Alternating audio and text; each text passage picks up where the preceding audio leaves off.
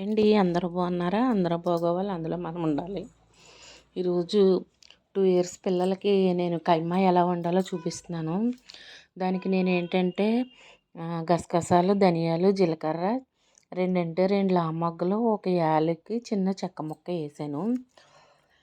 ఆ వేయడంలో ఏం పర్వాలేదు, హెవీ మసాలా ఏమి ఉండదు. నేను వేసే క్వాంటిటీ గసగసాలు, ధనియాలు ఎక్కువగా ఉన్నాయి. దానివల్ల ఘాటు అనేది ఏమి ఉండదు. ఇలా నేను చెప్పినట్టు ఈ ఇంగ్రీడియంట్స్ వేసి వండారనుకోండి, పిల్లలకి కమ్మగా ఉండి చక్కగా ఒక మెతుకు కూడా వదలకుండా తినేస్తారండి. ఇది ఎలా అంటే, నేను ఒక ఉల్లిపాయ కోసుకున్నాను. నేను తీసుకున్నది 150 గ్రాముల కైమా, ఎక్కువ కాదు. 2 ఇయర్స్ పిల్లలకి 2 పూటలకి వస్తుంది అనమాట. ఒక ఉల్లిపాయ, చిన్ని పచ్చిమిరకాయ కోసాను. ఒక ఉల్లిపాయ వేసి నేను గాను నూనెతో వండుతున్నాను. ఇలా గాను నూనెతో వండి పెడితే పిల్లలకి మంచి బలం అన్నమాట.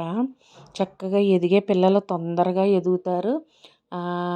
కండరాలు, నరాలు అన్నీ గట్టిపడతాయి అన్నమాట గాను నూనెకి. ఒళ్ళు ఆరి నరాలు అనేవి, దుమ్ములు అనేది దృఢంగా తయారవుతాయి. అందుకు ఒకసారి ఇలా ట్రై చేసి పెట్టి చూడండి. ఉల్లిపాయ, ఉప్పు, పసుపు వేసి మగ్గిన తర్వాత నేను శుభ్రంగా కడిగి పెట్టుకున్న కైమా వేసాను. వేసి దీన్ని కూడా చక్కగా మగ్గబెట్టుకుందాం. ఇందులో ఒక అర స్పూను అల్లం వెల్లుల్లి పేస్ట్ వేద్దాం. అర స్పూన్ అంటే చిన్న స్పూన్ అన్నమాట, పెద్దది కాదు. చూడండి, కొంచెం ఒక చిన్న స్పూను, నేను అర స్పూన్ వేసాను. చిన్నదంటే చాలా చిటికుడు, అది చెప్పాలంటే చాలా తక్కువ. దాంట్లో ఒక గుప్పుడు జీడిపప్పు నానబెట్టుకున్నది కూడా వేసుకోండి. అలా నానబెట్టి వేయడం వల్ల ఇక్కడంటే చిటికెడు వేయండి అల్లం వెల్లుల్లి పేస్టు. మళ్ళీ ఘాటు ఎక్కువైతే పిల్లలు తినలేరు కదా, కమ్మగా వండాలి ఇప్పుడు ఇది. ఆ తర్వాత మీరు కుక్కర్ కానీ ఉంటే కుక్కర్లో 2-3 విజిల్స్ పెట్టండి, మెత్తగా పేస్ట్ అయిపోద్ది. నాకు కుక్కర్ది అయితే మూతకి ఆవిరి పెట్టేది పోయింది. దానివల్ల నేను మామూలుగానే వండుకున్నాను. చూడండి, ఇప్పుడు మనం పెట్టింది చిన్న స్పూన్ వేయాలన్నమాట.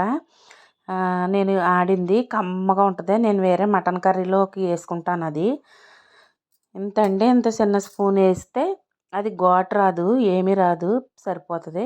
కారం కూడా చిన్నది, అదిగో చూడండి, అదే, దానికి మించి వేయద్దు, సరిపోతుంది అంతా. తెల్లగా ఉన్న పిల్లలకి ఘాటుగా ఉండకూడదు కాబట్టి, మరి నాన్ వెజ్ కాబట్టి ఆ స్మెల్ రాకుండా ఉండడానికి, టేస్టీగా ఉండడానికి కొంచెం కొంచెం ఒక్కొక్క స్పూను, అర స్పూన్, పావు స్పూన్ అలా వేసాను.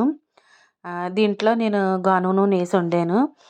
పిల్లలకి చాలా బలం అండి, చాలా దృఢత్వంగా ఉంటారు, టప్మని చాలా తొందరగా ఎదుగుతారు. అందుకనే ఎప్పుడు గాను నూనెతో, ఇప్పుడు ఈ వండిన కూర కూడా నేను అన్నంలో వేసి పిసికి కొద్ది గాను నూనె వేసి తినిపిస్తానమాట.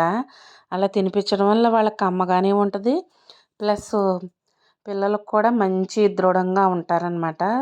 అది కల్తీ లేనిది, మన స్వచ్ఛమైంది మనం కొనుక్కుని పెట్టాలి.